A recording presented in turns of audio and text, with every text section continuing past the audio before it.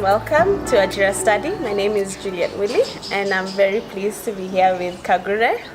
And she's a wonderful lady who's achieved so much in such a short time, and I'm very honored to have this time with her. So I'll hand it over to her to introduce yourself. What's your educational background? Just a little bit about yourself. Okay, so my name is Ajira Wamunyu. I was born and raised in Nairobi, Kenya. In terms of my education background, I have a background in mathematics and civil engineering. So I did a dual degree in math from Meredith College and civil engineering from NC State. And I have a master's in urban planning from UC Berkeley. Okay. And doing my PhD now. Wow. From Oxford. PhD. Yes. Yeah. In what? My PhD is in sustainable urban development. Okay. So I do think cities are the future of Africa, and so how they develop is quite important. Yeah. Yes, for the future generations. Okay, that's really cool and interesting. So you studied in the States? I did for university. For university. So what happened after that? Did you work there? Did you end up coming back? So I went to study in the US through a scholarship program as a YD Africa. So while I was there, I used to work. So I used to do quite a bit of research. I remember doing civil engineering and thinking, oh my God, I do not want to be out in the field and doing this. Making roads? Which is essentially what I was doing. And then I got an opportunity. I was working on sustainability plans and planning 40 years out for North Carolina, the state. Okay. And I was like, you know what? If we could plan 40 years out, this would be interesting. And the other thing was, you focus more on the people as opposed to this is how you lay the brick and this is how you lay the mortar. Oh yeah, yeah. And so that's really how I moved more into urban planning. Okay. And so did more research work, and then did the same for my master's. Okay. But I really had my eyes on coming back home. Okay. And so every opportunity I had, I would come home. Okay. Whether it's research, whether it's volunteer, whether it's consultancy projects, and really to get me grounded here.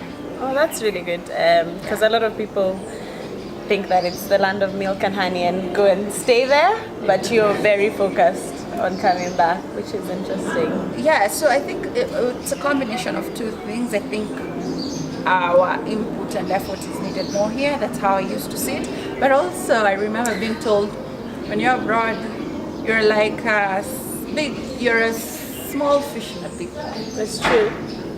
And here you can be a big fish in a small pond. And the idea here is that there's still so much that needs to be done here that you can actually get the opportunities you're looking for. Okay, good stuff. Yeah. Did you work with any companies for placements or for projects that were quite interesting that you would like to highlight, or all your projects were consultancy, research based with the university? Basically, most of the work I was doing was very much research oriented. So it would be a company that has partnered with the university. Yeah. But it was more about that. But in terms of placement of job opportunities, especially in transition, I think the tool that has been very instrumental for me was LinkedIn. Okay. Actually, okay. All my jobs when I moved back, I've been recruited through LinkedIn. Okay. Yeah. Oh, that's really cool. Yeah. So you finished with graduation, you've got your master's, and you're set on coming home. Yes. Did you just come with waiting to find something as you're here, or you'd already been recruited? So, my final year, when you're abroad, you're like so scared. Okay, what is gonna happen? Should I move back home? Should I stay there? But I found my heart just did not want to apply to jobs where I was in the US, and so I was like, I'm gonna try get an opportunity in Kenya. And so I think the last semester before I graduated, I got a recruiter reaching out to me. So it was an Uber recruiter, and they were like, hi, we're just launching in Kenya and we're looking for somebody who has experience on transportation in Nairobi. And so that's been my expertise in terms of my background. Would you be interested? And I was like, I want to go home. But anyway, it was a matter of, so it was that, and also thinking about okay, what would this mean for Nairobi in terms Yeah. of transportation? Would I want to be a part of it? And that's what happened. Wow. And just from my experience, and I've been able to explain to people how Uber has been so instrumental in Nairobi in changing how we move about, because it was either you knew a taxi guy that you trusted, or you use just normal vans, etc., which is not so good in the nighttime, especially Yes. for ladies. So that was quite interesting to be part of that, and I think it was one of their first cities in Africa. Yes, was it yes. Lagos or Nairobi? So there was in South Africa, and then Okay. outside South Africa, Lagos, and then Nairobi. But and you're right. The idea for me, it really pegged on that Yeah. it was so difficult to move around. I think before this ride-hailing apps, you, as you said, had to have a taxi guy. But here was technology that was going to change the ecosystem, such that there would be opportunities for someone to be able to travel, especially even when you're a woman. Like the idea of traveling at night would freak you out, because you're like, my only option is matatus. If they're closed, I can't travel. Yeah. And then I have to trust this taxi guy who I You're know at your for mercy. sure they don't have the right documents, but Yeah. it's my only way out. Yeah. So, And even parents wouldn't trust. You want to Yes. go out and they're Yes. like, we'll pick you You up, up. blah, blah. Exactly. Yeah. Exactly. So it Yeah. really opened things up in the Yeah. social scene. yeah. How did you find your role in Uber? Are you still there? And, what did you learn from that experience? So I left Uber over a year ago, and how was my experience? I think it was quite an interesting, exciting opportunity, bringing something here. At first, things when they come from abroad, sometimes you have to localize. Uber used to pay with cards. No Yeah. one uses credit cards here. We like cash or M-Pesa or any Yes. form of mobile money. Yeah. And so thinking through how to adapt that, so launching the product in Kenya, I think really opened up the Uber to the masses. So exciting opportunities to also, when you know that people can now travel, and there's been other innovations from other companies because of what they saw Uber can do. Yeah. Is exciting. Yeah. Yeah. So, and seeing the growth, I think also you learn what your strengths and weaknesses are. Okay. So having like a math background, you think that you like math, but Yeah. I was like, you know what, I can do it, but I would Yeah. rather be talking to people. Yes. So, and really it shaped what the next career for me would be, Okay. and what it would look like. And I think also due to the challenges we used to have with legislators, etc., Yeah. and government, it exposed me Yeah. Okay. to another side of me that Yeah. I really hadn't thought existed. And so Yeah. that is how essentially I transitioned out more into what I do now. Oh, interesting. Yeah. And in that reflective phase, what is it that you thought you wanted in your next career? What did you reflect on and say, actually, I want to move on to this? Okay. What skill? etc. So it was a combination. So I was, first of all, I did not want to be boxed into you're the transport person, Okay. taxi person, and I was about to start my PhD in Okay, that. yeah. And so I was like, I need something different. Yeah. That it's a different sector, so that I can get a taste of what other sectors, what happens in other sectors. So that was one. The other thing was that I had enjoyed the impact element. I used to work with drivers, just seeing how it changed their lives Okay. was very dear to me. So having an element of impact was quite important. Yeah.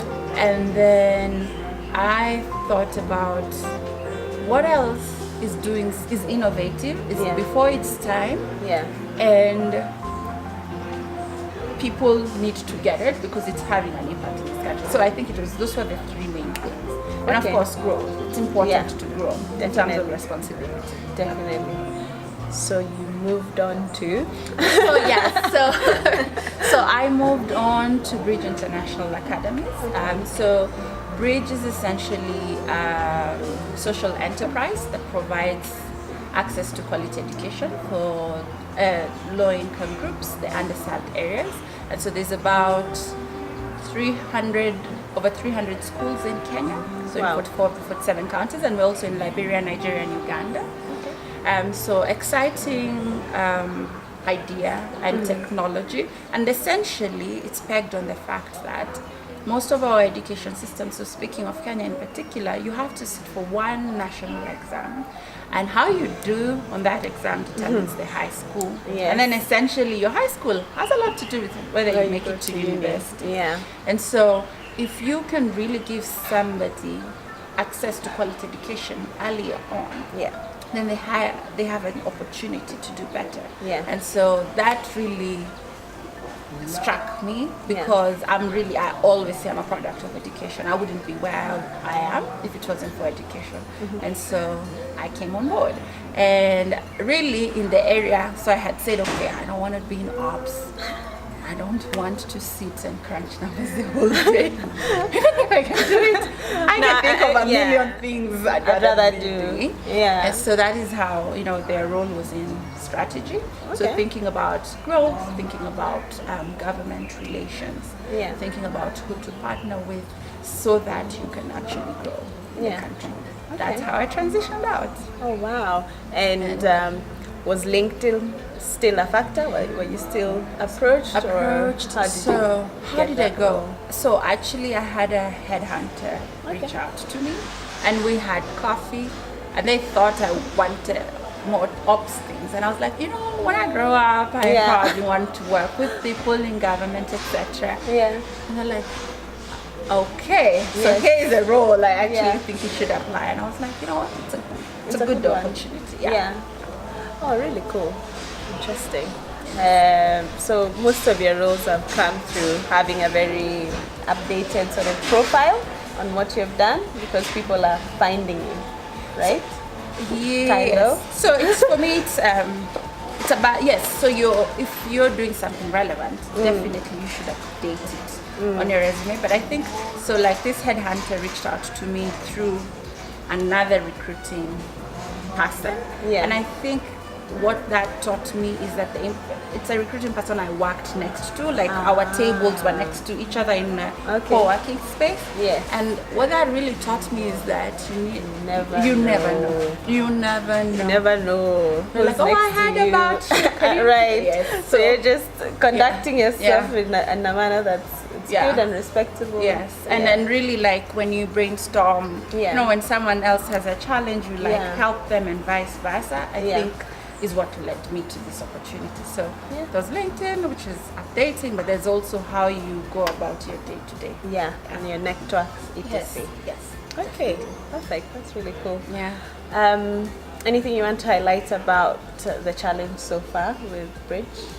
How long have you been there? So I've been at Bridge for a little over a year. Okay, cool. I think that what it is that every day I see this solution that if we could implement can really go a long way in really helping a lot of children and a lot of children in Kenya getting access to education. So how do we get there? So it's almost like how they call it the millennial urgency. Yes. Like how do we get there? It's really something that every day I wake up and I'm like, how can we get there? So it's something that keeps you up at night. It does, especially, I say a lot of times, especially when you're from capital cities or major cities in African countries, you think that is how most people live. But when you're forced to go to the arid areas, and I'm talking about where there's literally no water, electricity, nothing, you start to realize that there's urban poverty, there's rural poverty, but some people have never seen anybody go to university in their entire village. And so they can't dream it. You can't dream what you've never seen. And so always say that. You can't. It's really hard. And very few can do that. And you can argue, they'll have radio. It's not the same. And so just going out there and just seeing how education can really get people out of that keeps me going. Wow, that's an interesting trajectory your career has taken, and thank you for sharing some insights into that. So just for the benefit of whoever's out there who's keen and following your story, what's the plan for the future? What next? You've done a bit of tech transport, a bit of education, tech, and you're doing a PhD as well, still in urban planning. Yes. How's that all gonna merge? 5-10 years? I don't have a picture. So if I started to say, okay, it's gonna exactly be like this, I'd be lying. Yeah. I once went to this talk and then someone said, do your best now so that you can do whatever it is you want in the future. And that's how I really see it. I never want to be in a position in the future and I'm like, I wish I had done X, Y, and Z a couple of years ago. So whenever I feel like there's room, I take up an opportunity. So like going to school. Yeah. I'm a typical Kenyan. We like side hustles. So I ran a coffee shop. Yeah. Called Lava Latte in We're Nairobi. here. Yes. It's beautiful. It's really beautiful. And the idea stemmed from, can you have a space where you can work out of? When you're juggling a lot of things, you're like, at the end of the day, if I go home, I'll just doze off. Is there a place I can sit and work out of? Is there a place anybody can walk in and feel, comfortable? So it's artsy but comfortable. It gives you a bit of the world, but at the same time, a bit of Kenyan. And that's what Lava Latte is, and it's dear to me. And so, how old is that? We launched on September 8th of this year. So a little over 2 months. A little over 2 months. Yes. Wow! Congratulations. Thank you. Yeah. I think I would like to continue working in areas where I feel like technology is the future. So I may not directly be a coder, but I think that when you have a product, making it relevant and making people want it and also see the impact of it is something I found I'm quite passionate about. I want to do that. And who knows? Who knows? You're leaving out to the universe. Who knows? To If it comes, I grab it. Yes. That's what I always say. That's really I good. grab. Yeah. But see it, say yes, and think about it later. And you're like, how's it connecting the dots? Because I'm literally have the most technical background, and now I do nothing technical. No, right. And so you just have to find ways to self-improve, grab and learn. And growth as well, which is quite important. Really cool. Yeah. So, something I ask everyone is, are you doing a little bit of outreach? I know your work in itself, your day job is quite immersive and has that impact, but just on a personal level, mentorship, things like that. How can maybe people access you? Okay. There are a lot of young girls who need role models like you. Yes, so I do that. So it's a combination of those who will approach me. Sometimes it's through organizations. So I also sit on a board of a company called Somo Project. And what we do is you get entrepreneurs from low-income areas and formal settlements, and you train them on their entrepreneurs. You train them on their businesses, and those who qualify, you also help them with funding to grow their projects. And so it really exposes you to a lot of people who you get to talk to. Yes, I am reachable. Usually, if you drop me a line. Okay. LinkedIn. Sometimes LinkedIn, and then I can be like, okay, can we move to?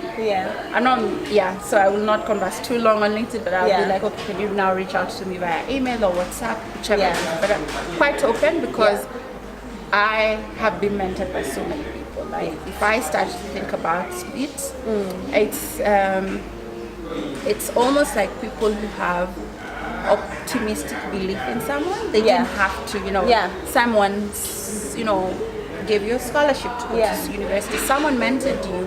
Some people will just go out of their way and be like, hi, this is an opportunity, I think you'd be good at it. And so optimistic belief in people is quite powerful because you never know. You never know. Giving someone a chance and they'll be like, that person has taken an interest in me.